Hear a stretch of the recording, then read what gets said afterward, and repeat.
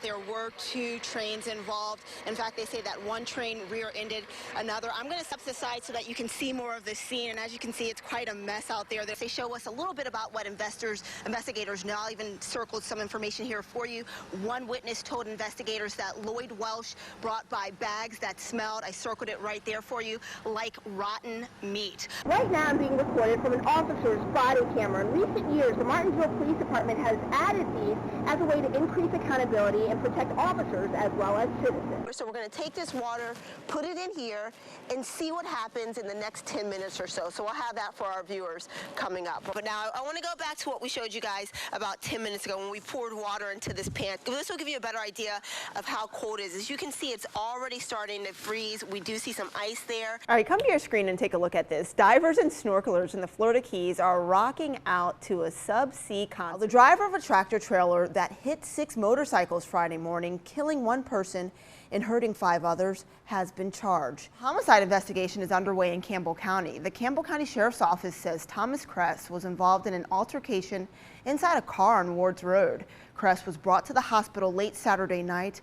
where he was pronounced dead. And more students are on the path to success. Instead of heading to the principal's office, teachers in Bedford County schools are crediting a new program. A professional surfer has a close encounter with 2 sharks during a competition in South Africa, and the entire thing was captured on live television. It's time to unleash the cuteness. If you're not a football fan and watching the Super Bowl just isn't your thing, then maybe you tuned into the Puppy Bowl. It consists of these 4-legged furry friends pouncing around, playing with toys on a makeshift field. Oh, check that out.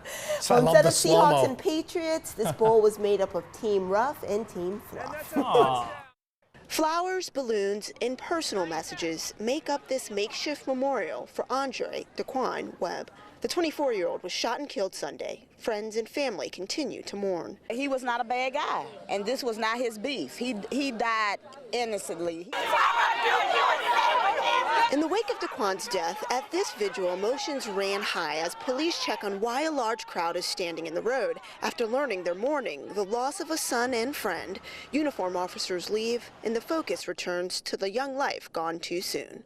For neighbors, this is a sad reminder of another life lost. Gary Kraft has lived in this neighborhood for years. He's concerned about the violence. At nighttime, who wants to go to bed and wake up to gunfire? Since January, there have been 4 shooting deaths nearby, 2 at Obenchain's Garden Center, 1 at the New Deli Mart, and now Webb's death. While some are leaving this quiet community, Kraft and other longtime residents say it's the violence that must go. I'm not gonna run from my neighborhood. This is our neighborhood. Police say they've increased patrols, but Kraft says he believes it's also going to take more residents looking out for each other to keep this community safe. You don't have to give no names. You can just pick a phone call. Everybody got to get on the same page. We got to get the community back. And after this recent death, people are praying for peace. They don't need to be out here trying to revenge. Nobody's deaf. By the looks of it, this quiet corner of Patton Street, home of the former Register and B building, hasn't changed much since the 1960s. Residents say what's different here is race relations. Decades ago, this was the exact spot African Americans held marches against segregation. Bishop Lawrence Campbell helped lead those efforts. From birth until death, black people could not eat in public accommodations. During the summer of 1963, people protested and held sit-ins on the steps of the city municipal building. The pictures from Danville are just a snapshot of what was happening across the country and throughout the Commonwealth as cameras captured the emotions and intensity of the struggle for equal rights. But unlike other peaceful demonstrations, tensions in Danville boiled over. On June 10th, police officers along with deputized workers attacked marchers with fire hoses and clubs. Now, my wife was beaten severely. She still suffers from that beating today. There were some people who had concussions. Bloody Monday now stands out as the most violent day in Virginia's civil rights movement. Back then, Neil Morris was a young police officer. It was not a good scene, I admit that. And I believe anytime you use excessive force, it's not good, it's wrong. This is the area along Main Street where nearly 50 years ago, residents would start their march against segregation. And now, the community's coming together to unite Danville.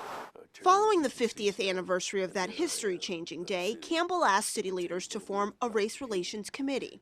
I learned from '63 that it's wise to be proactive, and I felt that there should be a place where the races of our community are talking. In response, Danville's mayor, Sherman Saunders, and the city council created Danville United, the group's vision to make the area more inclusive than it was in the past. A lot of things have changed since that time, and Danville United is trying to build up on that. And quite frankly, I don't think Danville has come a long ways. I know, in fact, Danville has come a long ways. In an effort to improve community relations, City Manager Joe King, along with the police department and other agencies, examined issues such as arrest rates and racial disparities.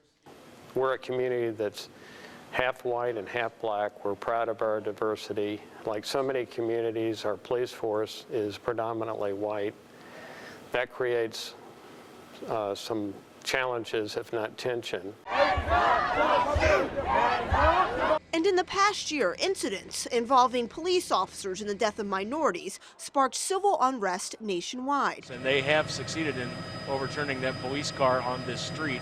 For some, these scenes served as a reminder of Danville's painful past. Bring the races together in forums, in discussions, even visiting different churches and the whole bit, that it would be a means by which we could hopefully avoid a Ferguson or any other turmoil. There's always room for improvement in race relations or any contact between police and the public, regardless of what the color is. And by having open dialogues about race, police tactics, and other topics, Danville residents hope to prevent history from repeating and also avoid seeing the nation's other current race issues from coming here. It's final exam week at Virginia Tech, and while some students may claim to have a ton of books, Casual, weights in the backpack. Corinna Coffin proves she carries around at least 25 pounds of weight, and it's not because she's a double major. I'll just take my weight and then I'll go across the field, just do some lunges. Fans come to Lane Stadium to watch the Hokies play. Coffin comes to train. She spends several days a week doing stair workouts. Without the cheering crowds around, Coffin runs. The senior admits she hasn't had much time to attend football games this year. She's been busy making a name for herself by participating in a unique sport known as Spartan racing. It features obstacle courses designed to push limits, test strength, and challenge the endurance of athletes. You may start by yourself, but by the end of the race you have like 1,000 friends right beside you, enduring the same obstacles, the same challenges. Coffin started racing 2 summers ago, and over the past year, she's stepped up her training. What's already a tough workout, Coffin makes more challenging by adding weights. And hold it up overhead, carrying it up like overhead the whole way. And at the top, she takes a quick breather and bear crawls down just for fun. Her hard work has paid off. This NBC Sports video shows the 2014 Spartan Race World Championship held in Vermont. Coffin and close to 10,000 athletes traveled across 14.5 miles of treacherous black diamond trails. The 45-degree temperatures and 33 obstacles did not stop this 21-year-old from surprising the crowd with a second-place finish in the women's race.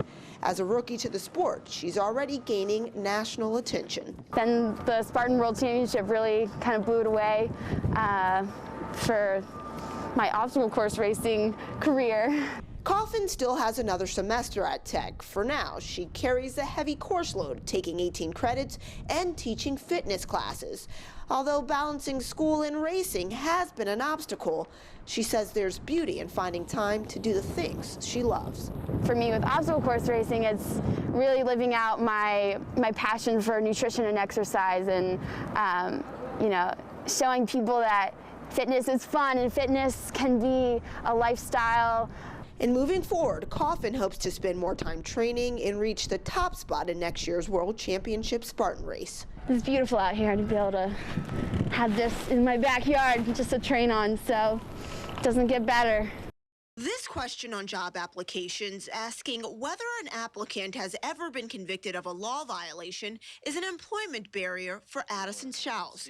He was convicted of selling moonshine on federal property. I have good employment history, but with that on my background, a lot of jobs, they kind of turn the other way. During Thursday's city council meeting, Roanoke City leaders decided to remove potential employment barriers for future applicants by banning the box. We did it. All right. Congratulations.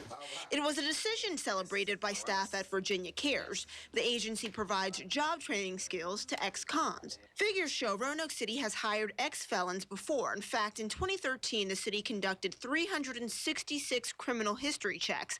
Of that, 34 conviction histories were revealed, and the city made offers of employment to 44% of the ex-cons who applied. It would allow them to start looking at people as people, not putting labels on them, and it will open up doors for good jobs for individuals that have the skills to have jobs for the city. Pork and Crust in downtown Roanoke is part of a growing number of businesses that are hiring ex-offenders. While the city's decision to ban the box does not affect private companies and other businesses, managers here say they believe it's important to give people a second chance. These gentlemen and ladies are a part of the community, so they need a space too. Otherwise, they get left to the side. They're in the mission, they're out maybe doing the things that got them in trouble in the first place because they want to change, they want to turn their lives around, but they're never given the opportunity. City officials say they still plan to conduct criminal history checks once a candidate is selected for hire.